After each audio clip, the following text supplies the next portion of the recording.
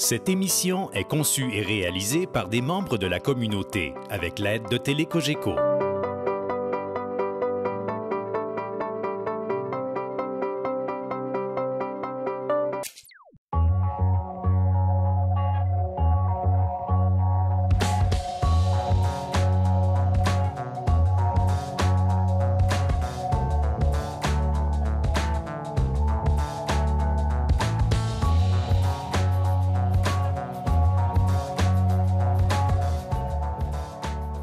Bonjour, ici Éric Martin, bienvenue à La Vitrine. On vous parle de zoothérapie cette semaine.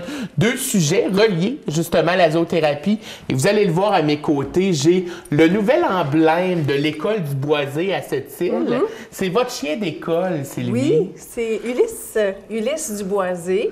C'est un grand, il est grand maintenant, 3 mois et demi. C'est incroyable, je l'ai vu, puis je le prenais dans mes bras. On peut encore le prendre? Oui, il commence à être costaud pas mal.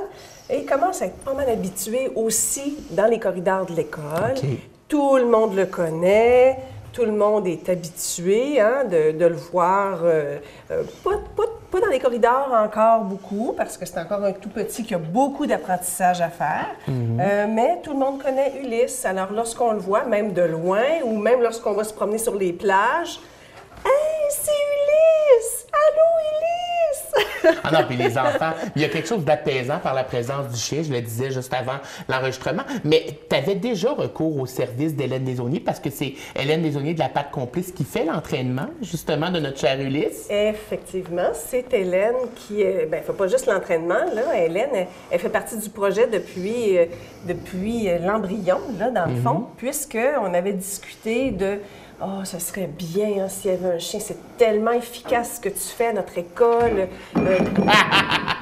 Tel enfant est rayonnant lorsque tu viens passer du temps avec elle. C'était formidable. » Et puis là, elle m'a dit « Ben, pourquoi pas? » Pour moi, ça m'est apparu comme oui, c'est une aventure dans laquelle je peux m'engager. Évidemment, on ne peut pas s'engager en tant qu'organisation, comme une école, sans en parler à tout le monde là, qui est inclus dans ce projet-là. Donc, d'abord, est-ce que la commission scolaire est d'accord avec ça? Donc, mon patron était tout à fait d'accord pour que ce soit un projet qu'on mènerait comme un projet pilote. Puis, écoutez, les assurances étaient d'accord. Le personnel était d'accord aussi. C'était important que tout le monde soit d'accord, parce que ça change la vie d'une école. Et pourquoi le choix s'est arrêté? Parce que je sais que c'est pas innocent, le choix d'un Golden Doodle. Il y avait eu une expérimentation ailleurs dans une autre école et c'était cette race-là de chien qui avait été choisie aussi. Oui, effectivement, dans une école arménienne de Montréal-Nord, si je ne me trompe pas, qui s'appelle l'école Alex Manouchian. OK. Mais ce chien-là, qui s'appelle Boom, faisait partie du quotidien des élèves d'une classe de 6e année. C'était le chien d'une enseignante. Oui. Mais évidemment, des expériences de chiens d'école, là, on n'en a pas trouvé encore, parce que là, c'est une autre expérience. C'est toute une école qui peut en profiter. Ça fait beaucoup de jeunes, effectivement, qui peuvent interagir Et avec... même le personnel, parce que le personnel aussi profite de la présence d'Ulysse. Et la propriétaire en profite, parce qu'il faut dire que ton engagement envers Ulysse va beaucoup plus loin que le 9 à 5 qu'on pourrait associer à une directrice d'école. Il est complet. Il est complet. Ulysse fait dodo à la maison.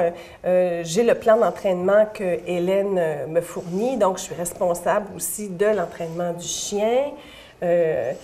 Il répond bien d'ailleurs à l'entraînement, il apprend très vite. Je le fais manger, c'est moi également qui défrais les honoraires du vétérinaire. Bon. Et puis, donc, c'est mon petit chien. Donc, vous avez fait une conférence de presse le 8 décembre pour le présenter aux médias. Depuis, c'est quoi la dynamique avec les jeunes? Bien, depuis, Hélène est venue présenter comment se comporter avec ce chien auprès du personnel de l'école. Comment se comporter avec le chien, comment faire des demandes au chien, ce qu'on peut demander. Ensuite, Hélène est venue dans toutes les classes parler aux élèves. Donc, d'ailleurs, vous pourriez voir un extrait de cette rencontre-là sur la page Facebook de Ulysse. Il faut le dire. Donc, Facebook, Oui. Ulysse, il est technologique. Il est techno et il a beaucoup d'abonnés. Si je ne me trompe pas, près ou plus de 300 abonnés déjà dans sa page Facebook et des gens de partout à travers le Québec. Et vraiment, les jeunes, parce que je sais qu'au début, vous me disiez que, il faut que dans cet entraînement-là, que les jeunes apprennent à comprendre le langage du chien. Parce que, veut pas, on peut vouloir jouer avec Ulysse, mais Ulysse, s'il n'est pas disposé à jouer, il va dire non. Hein? Il ne sera pas non plus aidant pour la personne. Mais il n'est pas encore beaucoup au travail, Ulysse. Hein? Okay. Donc, il est encore tout petit. Mais il arrive que nous ayons à faire affaire avec lui, à faire appel à ses services. Et à ce moment-là, c'est l'entraînement du chien qui devient l'excuse pour travailler avec l'enfant. Donc, par exemple, faire descendre une crise d'un enfant, par exemple, convaincre un enfant d'entrer en classe. Ça, c'est pas toujours facile pour certains enfants, mais 5 minutes avec Ulysse, ça peut avoir une bonne utilité pour nos besoins. C'est un très beau projet, Sylvie, qu'Ulysse. Puis on invite justement les gens à cliquer j'aime sur la page Facebook de Ulysse Duboisé pour suivre justement ses aventures dans l'école du Boisé. Merci Sylvie. Éric. Et au retour, Hélène Desaulniers nous fait part du camp des complices.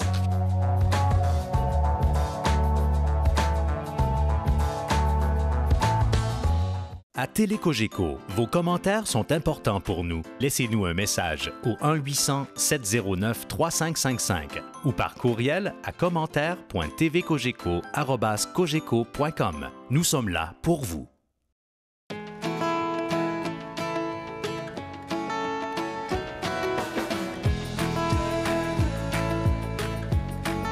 Télé-Cogeco, votre région au 555.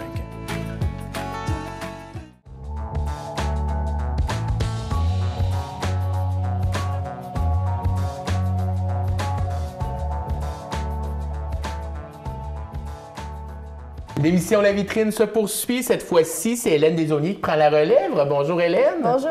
Une habituée de l'émission La Vitrine. Ça commence.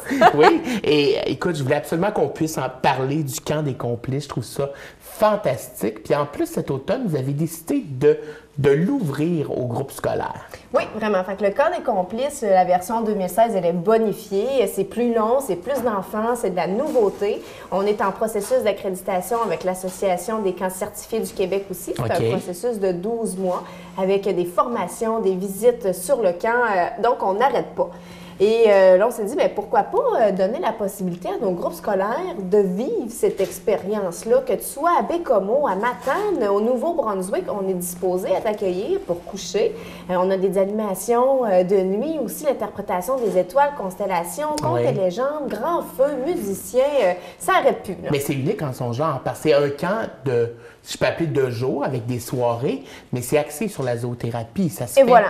Mais en tout cas, je ne sais pas si ça se fait ailleurs au Québec. Il n'y a pas de comparable encore au Québec. Il y a des choses qui se ressemblent. C'est par exemple, les camps équestres, où ce que les jeunes ils vont vraiment apprendre à faire de l'équitation. On a moins l'aspect de la colonie vacances, par contre. Nous, cette année, une des nouveautés, c'est qu'on va offrir la semaine à coucher complet. C'est-à-dire qu'une semaine sur 2, donc 3 semaines dans notre été, on va offrir aux enfants de rentrer le dimanche après-midi et de ressortir le vendredi. Alors, à ce moment-là, on va avoir beaucoup de plaisir. Vraiment une expérience complète. Il y a des liens qui vont se forger entre les jeunes puis avec les animaux. Puis, vous avez 2 sites où vous allez les offrir. Est-ce que cet été, il y a Port-Cartier ou ça, c'est juste en saison? Donc, pour les groupes scolaires, ils ont la possibilité d'aller du côté de Port-Cartier ou de Sept-Îles parce que des fois, la logistique du transport peut être coûteuse. On voulait accommoder les gens de l'extérieur. Mais le camp d'été, c'est uniquement du côté de Sept-Îles au camp scout André-Beaupré. OK. OK. Donc, pour ce qui est du camp des complices, c'est Camp Scout André Beaupré, au même endroit. Vous l'aviez tenu l'année dernière, puis l'année passée, c'était 64 jeunes. 63! On avait un objectif de 60, on a eu 63 amis, on a atteint tout ce qu'on s'était fixé. On a eu des parrains corporatifs du milieu communautaire ou même des entreprises qui avaient permis à des jeunes d'accéder au camp gratuitement là, par des tirages au sort. On était vraiment satisfaits. Puis la campagne de sollicitation cette année, elle est amorcée, puis ça va très bien. Les gens sont encore au rendez-vous. Est-ce que la sollicitation, j'aime pas le mot sollicitation, mais est-ce que pour présentement, est-ce qu'il y a beaucoup de jeunes qui se sont inscrits pour la prochaine édition du Camp des complices? Là, on a commencé nos inscriptions en décembre pour que les parents puissent offrir ça comme cadeau de Noël. On a une quarantaine d'inscrits déjà. On va pouvoir en accueillir à peu près 140, 150 dans notre été. Fait qu'on espère avoir... Les inscriptions se poursuivent de semaine en semaine. Là, il n'y a plus de moment à attendre. Vous pouvez visiter notre page Facebook, nous envoyer un courriel et on vous fait parvenir les documents nécessaires. Puis les tirages pour les places qui seront parrainées, mais ça va se faire au mois de mai dans les écoles. Oui, parce qu'il faut dire que les places parrainées, c'est des organismes, des clubs sociaux. Ou des entreprises privées qui décident d'acheter une place et de l'offrir à un jeune là, d'une école primaire. Oui, parce que ça peut être évidemment un facteur qui limite certaines familles défavorisées, parce qu'il faut dire qu'il y a quand même des coûts minimums pour faire ça. Mais pour vous aider justement à pouvoir l'offrir, il y a la tenue cette année d'une activité de financement. Tout à fait. Donc, le 9 avril prochain, c'est un samedi. On vous a préparé une superbe journée, autant pour la famille que pour le entre amis, si on veut. Donc, la thématique cabane à sucre, mais traditionnelle. Là. Il va vraiment avoir des arbres entaillés avec du vrai matériel. On ramène les menus d'antan, la musique pas folklorique, mais qui va tourner avec les violons, les accordéons. On va s'en donner à cœur joie. Ça va être de 11h à 14h, 9 avril, au Centre des congrès. Je vais également faire une animation là, avec des chiens sur place pour les enfants.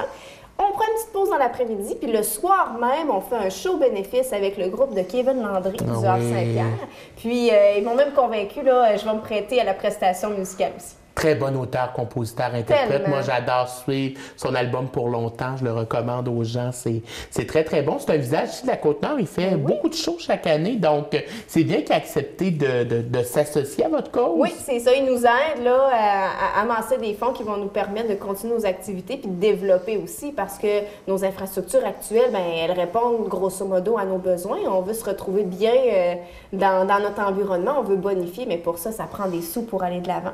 Fait que le 9 avril, on commence ça. C'est toujours le nœud de la guerre, hein, les sous. Ça s'en sort pas. Et la zoothérapie, qu'est-ce qu'on voit dans les jeunes au niveau de ces activités-là? Quelle est peut-être la dynamique entre les jeunes et l'animal? Qu'est-ce qu'eux vont chercher à travers tout ça? Oui, bien, une image vaut 1000 mots. Hein. Moi, j'inviterais tout le monde à aller sur notre page Facebook Camp des complices puis visionner notre vidéo qui dure 1 minute de l'été passé. Vous allez vraiment avoir les frissons qui vont passer, mais les jeunes développent des habiletés sociales, vivent des réussites, relèvent des défis qui sont à la hauteur de leur capacité. Ils vont vivre un succès avec un animal, puis au camp, on se pratique avec des chiens, on devient bon, puis après, on transpose. Alors, on entraîne des poissons, on entraîne des hérissons, on va peut-être même entraîner des lapins puis des chevaux l'été prochain. Ça risque d'être intéressant. Donc, ça, c'est la banque d'animal ne fait que s'accroître d'année en année. Oui, on se greffe des collaborateurs hors pair parce qu'on n'est pas des... On peut pas être 100% qualifié dans tout. Il faut avoir des bons amis à côté de soi, puis on va donner un très bel été aux enfants. On laisse, Hélène, à l'écran toutes les informations par rapport au camp des complices. Donc, les gens qui veulent de plus en plus d'informations, il y a une page Facebook, il y a aussi une adresse courriel et il y a même un site Internet que les gens peuvent consulter avec toutes les informations complètes. Merci, Hélène. Ça me fait plaisir. Et c'est ce qui met fin à cette émission de La Vitrine. On se donne rendez-vous la semaine prochaine pour une autre émission.